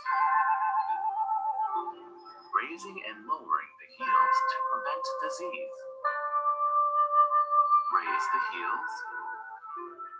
Lower them. Raise the heels. Lower them. Raise the heels. Lower them. Raise the heels. Lower them. Raise the heels. Lower them. Raise the heels. Lower them. Raise the heels. Turn the arms inward. Look serene with whole body relaxed. Breathe evenly. Sink chi to Dantian.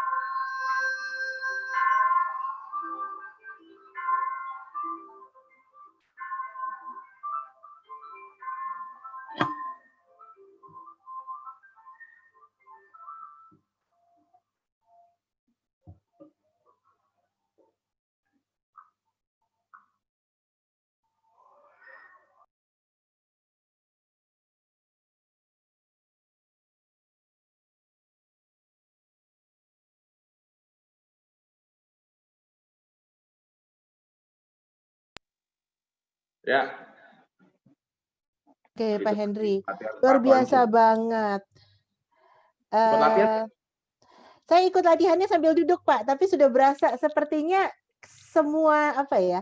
Semua bagian dari tubuh itu digerakkan semua ya. Jadi sepertinya karena dia begitu detail gerakannya sampai sepertinya seluruh otot, seluruh tendon itu kena semua dan langsung panas Ya. walaupun saya cuma setengah badan nih karena duduk. Nah, jadi latihan-latihan itu ada detail-detailnya. Misalnya contoh tangan ya. Jadi tangan memanah itu. Jadi ada detail. Jadi nggak cuma tangan mesti begini aja, tapi ini harus masuk. Kenapa? Karena ini adalah jalur meridian usus besar. Ini jalur meridian paru-paru. Nah, nanti konsentrasinya di sini. Nah, itu salah satu contoh. Tadi saya lihat Jadi, juga ada perintah. ada detail-detail kalau kita. Ya. Tadi saya juga lihat ada perintah mata glare gitu. Berarti itu buat melatih otot mata ya? Bukan hanya otot mata. Karena kalau dalam pengobatan tradisional Tionghoa, kita bicara tentang mata ini kan dari tampilan dari hati. Ya. Jadi sebenarnya waktu latihan itu kita mau merangsang dari meridian hati. Oh, wow, luar biasa banget ya. Berarti walaupun hanya satu gerakan, istilahnya melototin glare mata tuh kayak melototin mata mungkin ya Pak ya. Tapi ternyata sambungannya itu ke meridian hati. Berarti untuk kesehatan organ hati dan berarti nyambung ke darah juga ya Pak ya? Iya, tapi nggak bisa dibilang hanya mata aja. Jadi gerakan itu ada detail-detailnya. Jempolnya juga mesti begini. Cara masukinnya harus seperti ini. Terus bagian ini tegang, nanti kapan dia harus rileks. Jadi waktu begini, nanti dia harus ada rileksnya dulu. Baru diputar. Jadi ada banyak detail-detailnya. Tidak hanya sekedar gerakannya hanya lurus mukul sambil mata melotot, begitu ya nggak bisa. Ya. Jadi ada detail-detailnya. Baik. Pak, ini ada pertanyaan dari Pak Hari Sutanto Agung nih Pak Henry. Untuk pernafasannya bagaimana itu Pak Henry? Apakah bernafas alami atau paru atau pernafasan perut? Ya, jadi di tahap awal ini nafasnya biasa aja untuk pemula. Jadi nafas biasa saja. Jadi jangan mencoba untuk mengatur merubah nafas tanpa supervisi. Jadi nafas biasa aja, Anda latih gerakannya, itu pun sudah ada manfaat. Tapi gerakan itu sendiri ya tadi saya bilang ada detail-detailnya. Nah, itu sebenarnya pengertian Qigong. Jadi tujuan daripada webinar ini kan membantu masyarakat untuk memahami arti Qigong yang sebenarnya.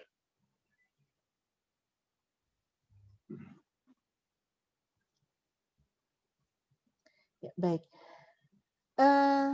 Sepertinya sinyal saya agak jelek, tapi semoga suara saya masih terdengar ya. Masih jelas. Masih ya. Oke. Baik.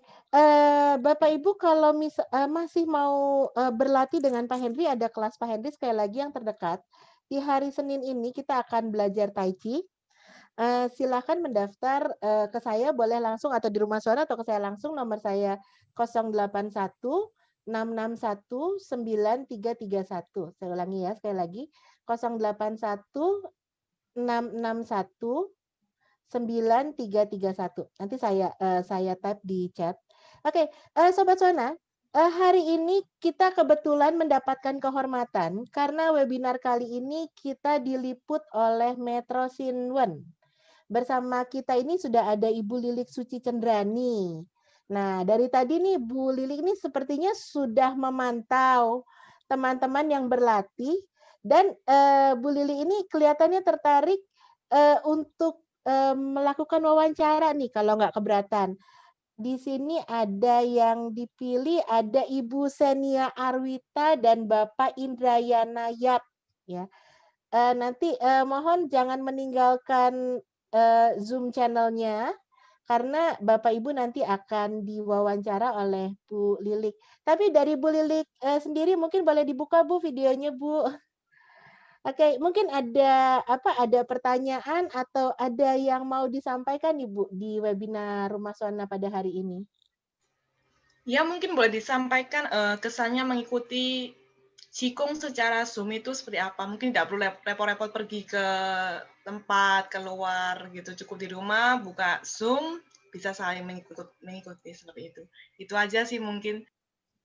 Oke, terima kasih Bu Lilik.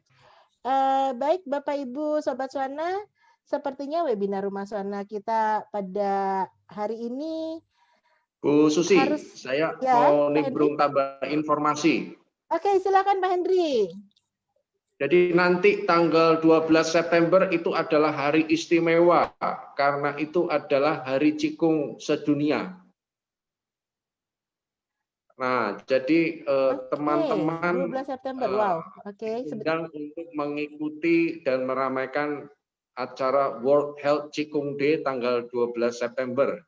Nah, jadi nanti Anda tinggal bisa hubungi kontak di tempat saya ya dengan staf saya untuk mendapatkan linknya.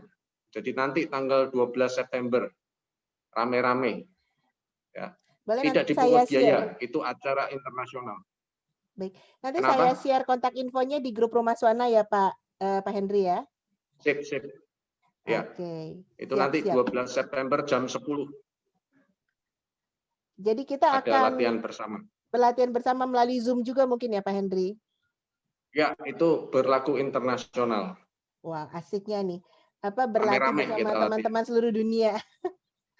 Ya, Oke. nah, temanya untuk tahun ini adalah Are you Patuancin? Nah, jadi apakah sudah latihan Patuancin atau belum? Makanya hari ini saya spesial mau tunjukkan Patuancin. Jadi nanti teman-teman kalau mau ikut gabung tanggal 12 September lumayan sudah ada gambaran.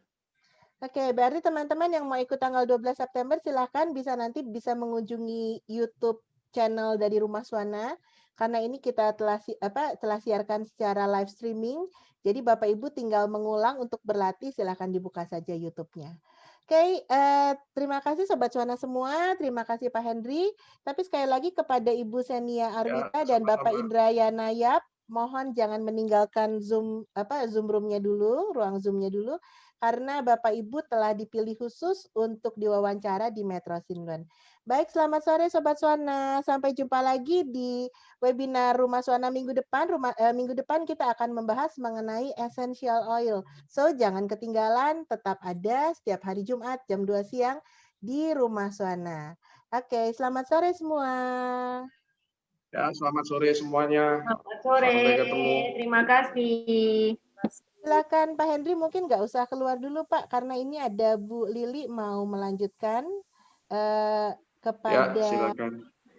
Bu Senia ya. Bu Lili yang mau saya spotlight ini Bu Senianya atau Bu Lilinya nih? Ibu Senia aja nggak apa-apa.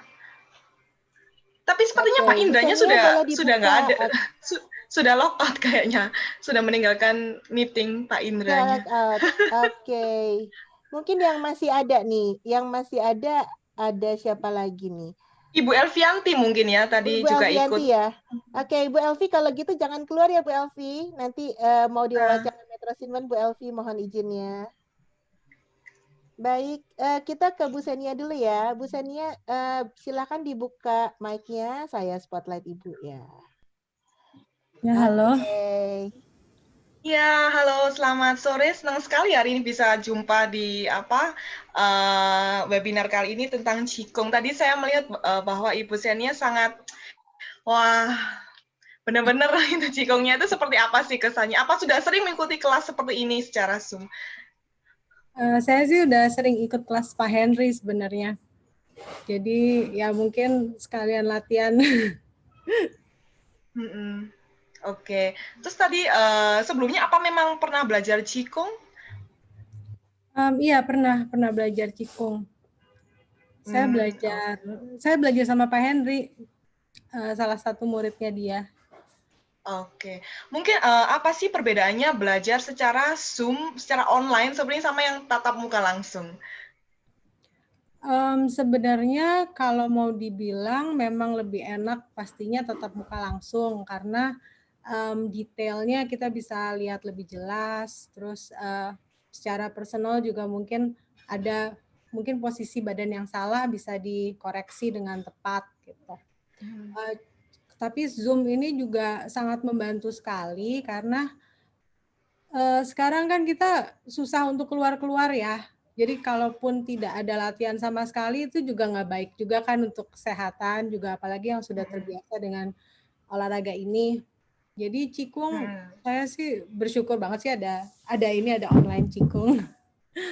Oke, tapi sepertinya kalau sekarang banyak orang memilih kayak latihan Zumba atau yang lebih ekstrim seperti itu. Kalau Xenia sendiri mengapa memilih Qigong yang lebih ke gerakannya pelan seperti itu ya? Karena kalau saya tuh kan setiap hari itu juga udah diburu-buru ya. Banyak banget kerjaan yang harus selesai, terus anak jadi ibu rumah tangga, nungguin anak sekolah, itu juga kan setiap hari kayaknya harus cepat gitu. Nah, saya pilih olahraga yang menenangkan sebenarnya, yang bikin saya nggak buru-buru, bikin bisa slow down lagi dibanding yang cepat gitu. Jadi buat supaya seimbang aja sih. Oke. Mungkin kalau yang terakhir tadi meskipun secara online, apakah manfaatnya sama dengan tatap muka seperti? Kalau dibilang sama sih tergantung masing-masing ya. Soalnya Qigong ini kan olahraganya olahraga individual. Jadi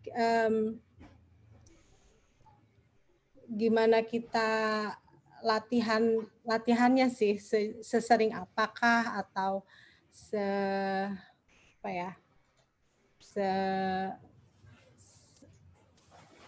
setepat apakah gitu posturnya yang sudah diajarkan gitu. Oke, baik. Mungkin wawancara dengan Ibu Xenia saya akhiri sampai di sini ya. Saya akan lanjut wawancara dengan Ibu Elvianti. Terima kasih ya Ibu Xenia Arwita. Namanya sesuai di sini ya, Xenia Arwita. Oke, ya. Terima kasih banyak sudah meluangkan waktunya. Selamat sore ya. Selamat sore.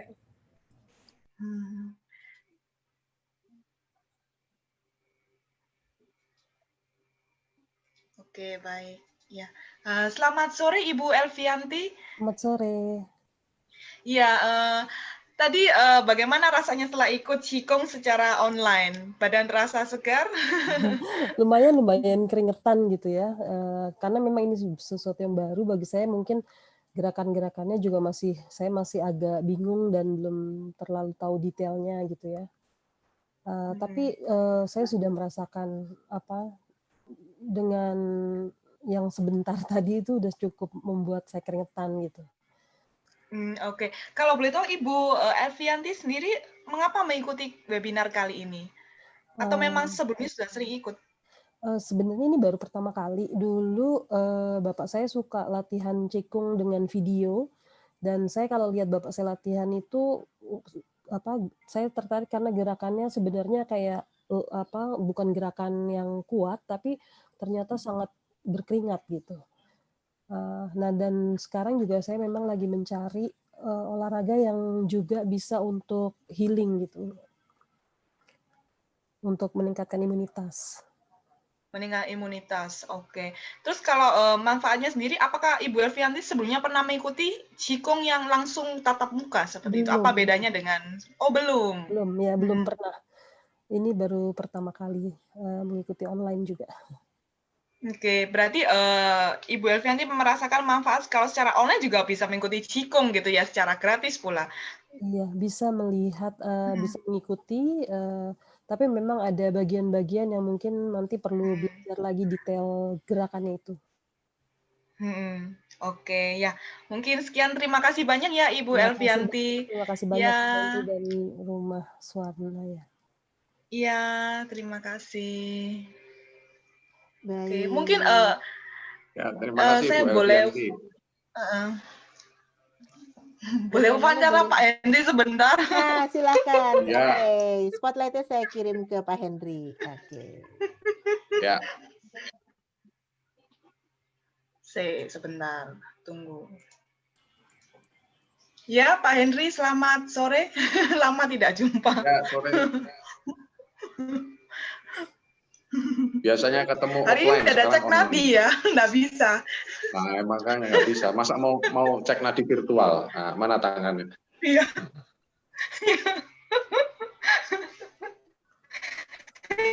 Nggak ada getaran virtualnya ini. Mati, nggak punya nadi komputernya. Oh. Oke, sebentar sih. Mungkin posisinya gimana ya agar terlihat supaya tidak nunduk gitu.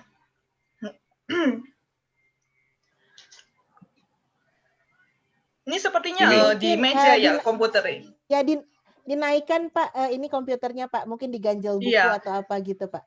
Oh, diganjel buku. Benar, jadi agak sepadan dengan tinggi kepalanya. Pak Hendrinya ketinggian ini. Masuk bengkel ini.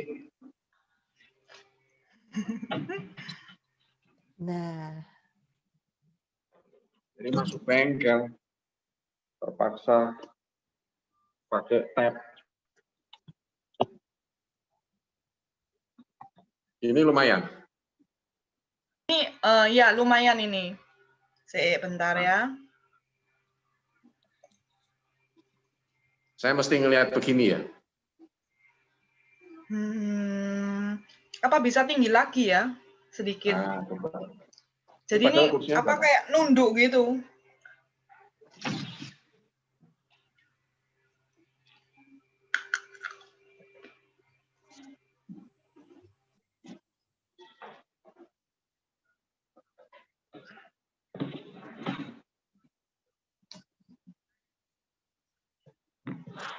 Nah, gini, oke.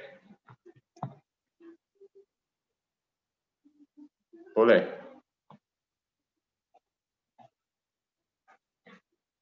Bisa.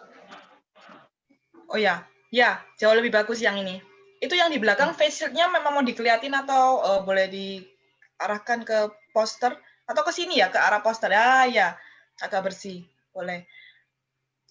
Ya, lumayan lah, kelihatan pataling juga lumayan. Biar feng shui-nya bagus. Pataling changcheng.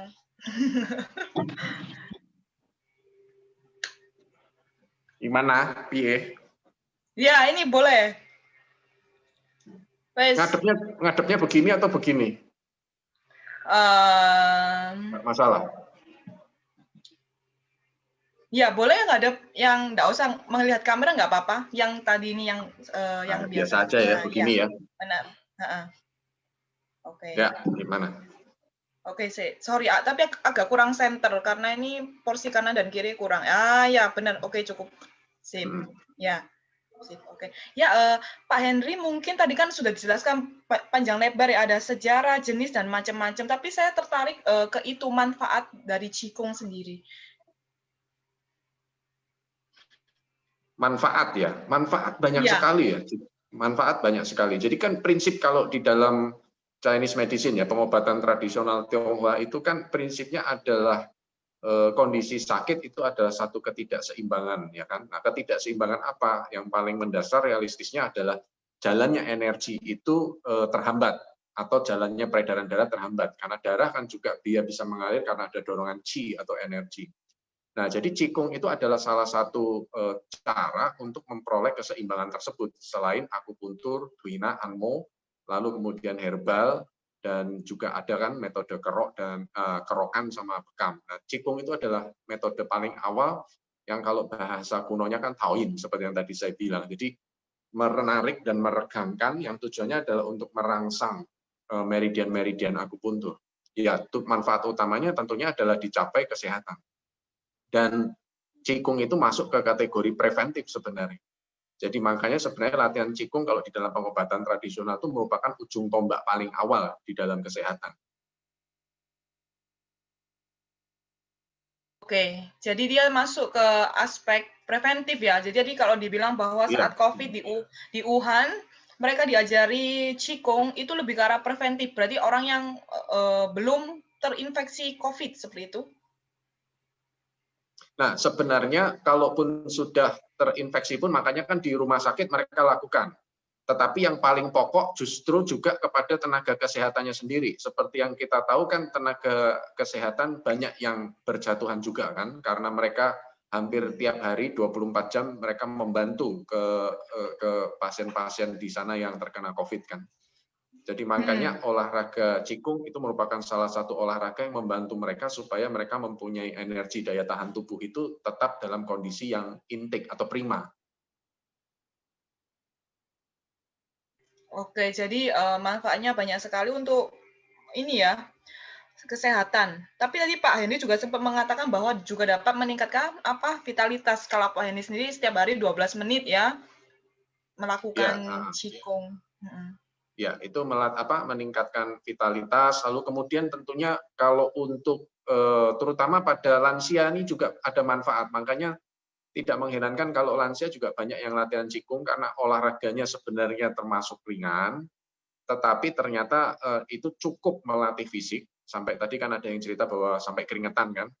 Nah, yang menarik Qigong itu kenapa banyak diminati lansia karena ternyata Qigong itu meningkatkan kesadaran akan tubuh, jadi keseimbangan jadi lebih baik. Seperti yang kita tahu pada lansia itu resiko untuk cedera, jatuh, atau terkilir itu kan besar sekali.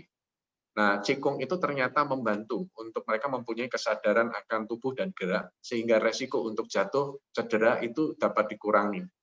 Nah, cuman karena Qigong gerakannya pelan sehingga banyak orang mempunyai satu analogi, oh Qigong ini adalah olahraganya orang yang sudah ada umur ya kan, olahraganya kakek nenek gitu kan. Padahal sebenarnya kalau Qigong dimulai dari usia yang dini itu bagus sekali. Oke, kalau mungkin tadi untuk manfaat bagi lansia meningkatkan keseimbangan ya. Tapi kalau dimulai dari dini lebih bagus. Kalau dimulai dari dini apa saja manfaatnya ya Pak Henry? Nah, yang pasti meningkatkan konsentrasi. Nah, banyak sekali kan orang-orang dewasa berpikir bahwa oh oke, buat anak-anak saya ini untuk meningkatkan konsentrasi, mereka banyak menggunakan usaha mental kan. Ayo kamu latihan konsentrasi nih, kamu duduk, kamu fokus nih sama satu titik ya kan, disuruh melototin titiknya selama 5 menit gitu. Misal contoh ekstrimnya begitu. Nah, sebenarnya latihan Qigong ini membantu menjembatani ke sana karena sebenarnya konsentrasi pada anak-anak itu bisa diperoleh justru dengan latihan olahraga. Sudah cukup banyak itu penelitian yang mengupas bahwa ternyata olahraga itu meningkatkan kemampuan konsentrasi. Dan Qigong adalah salah satu pilihan yang baik karena apa? Karena Qigong bukan hanya sekedar olahraga seperti jogging, jalan kaki, atau naik sepeda.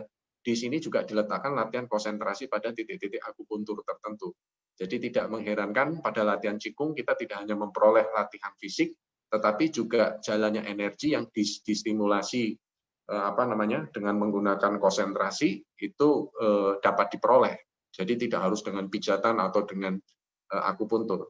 Sehingga Qigong ini adalah suatu latihan kesehatan meningkatkan konsentrasi secara mandiri. Oke, luar biasa sekali ya. Ternyata gerakan Qigong mampu meningkatkan konsentrasi serta keseimbangan itu tadi. Kalau boleh tahu Pak Henry yang barusan didemokan yaitu gerakan Pat Wan Chin, 8 sutra ya? Iya. Pak Wan Chin ada berapa menit demonya? Yang standar internasional yang kita lakukan kalau dilakukan lengkap itu 12 menit. Oke. Kalau tadi mengapa memilih demo dari Qigong sendiri ada banyak jenisnya, ada statis, dinamis. Mengapa Pak Henry hari ini memilih yang Pat Wan Chin dibandingkan yang klasik, yang dinamis, sorry. Ya, Qigong sendiri, Qigong itu kan nanti yang saya ceritakan ada yang klasik dan Pat Wan Chin adalah salah satu Qigong klasik. Kenapa kita pilih? Karena sebenarnya Pat Wan Chin ini termasuk Qigong yang sederhana, tidak terlalu rumit, dan sebenarnya di negeri asalnya sendiri sudah cukup banyak orang mengenal Pat Wan Chin. Jadi mereka sudah cukup familiar. Lalu yang kedua, namanya saja Pat Wan Chin, jadi dia ada 8 gerakan sutra. Jadi Chin itu istilahnya kan sutra yang udah benar-benar dipilih, itu sutra yang terbaik ya. Nah, jadi pengertiannya adalah di dalam Pat Wan Chin ini sudah merupakan saripati. 8 gerakan ini merupakan saripati, gerakan-gerakan yang terbaik yang juga dipilihkan berdasarkan konsep daripada TCM atau Traditional Chinese Medicine. Jadi makanya kenapa kita pilih, terutama juga selama pandemi COVID ini, Pat Wan Chin ini yang sering dilakukan dan dipraktekkan di bangsal-bangsal penderita COVID di Tiongkok. Oke, baik. Mungkin itu saja poin yang tadi ingin saya tanyakan. Terima kasih banyak ya Pak Henry sudah meluangkan waktunya dan Ya, tadi sudah sama-sama. Terima kasih juga sudah meluangkan waktu mau nyempil, mau datang masuk ke Zoom saya. Iya, tadi seru sih lewat ini apa Zoom ya. Semua orang coba. Ada beberapa yang nggak buka video, tapi sih ini kerasa. Satu lagi sebenarnya, olahraga-olahraga Ya. yang mengedepankan pernafasan seperti ini itu meningkatkan oksigenisasi daripada tubuh kan. Itu bagian yang penting. Jadi apa ya, olahraga yang meningkatkan, ini kan termasuk olahraga pernafasan. Jadi olahraga yang membantu meningkatkan kapasitas paru-paru juga. Dan seperti yang kita tahu ya dalam situasi seperti ini hal yang paling dibutuhkan pada saat ini. Tapi tentunya dengan memastikan tetap menjaga jarak. Makanya kenapa tadi waktu latihan saya demo sambil tetap pakai masker. Karena tadi ada satu staf saya bantu saya untuk rekam tadi. Untuk ambil gambar. Oh, oke. Jadi selain meningkatkan konsentrasi serta keseimbangan, yang paling penting ya itu Meningkatkan tadi ya, olahraga pernapasan kan dia. Jadi pernafasan. meningkatkan pasokan oksigen ke dalam tubuh kan. Oke, karena COVID sejauh ini paling menyerang sistem pernafasan manusia. Iya, tapi ya intinya kan kalau kita mempunyai intinya adalah kalau kita bernapas dengan baik, oksigenisasinya bagus, tentunya kan nantinya daya tahan tubuh juga ikut bertambah juga gitu. Nafas itu kan penting soalnya. Makanya kenapa kalau di dalam Chinese medicine kan kita dikatakan bahwa energi itu kita peroleh dari udara, qi udara dan juga qi dari makanan. Oke, baik. Baik, terima kasih. Nih, mungkin saya bisa putar ulang videonya untuk mencoba sendiri di rumah ya, Pak Wancin.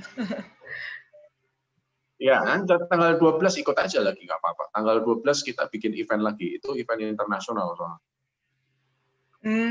Oke. Ya, boleh nanti dikirim lagi undangannya.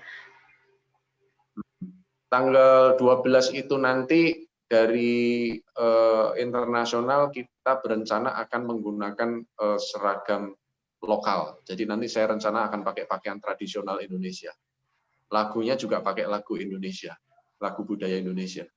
Pak Henry, mungkin nanti flyernya di-share juga ke saya ya Pak, jadi saya bisa share ke pasti. rumah sana. Ya. Oke, berarti lagu Indonesia yang ini dong, yang agak pelan ya kan? Atau Yamko Rambe Yamko versi pelan di mix.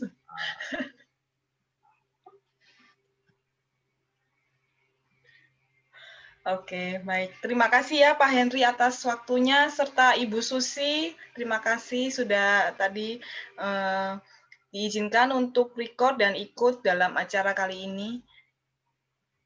Sama-sama. Ya, terima kasih Lili. Terima kasih juga Pak Henry. Baik, terima kasih semua. Sama-sama, terima kasih. Ruang Zoom-nya saya terima tutup kasih hari ini. semua. Terima kasih semua. Selamat sore. Sore.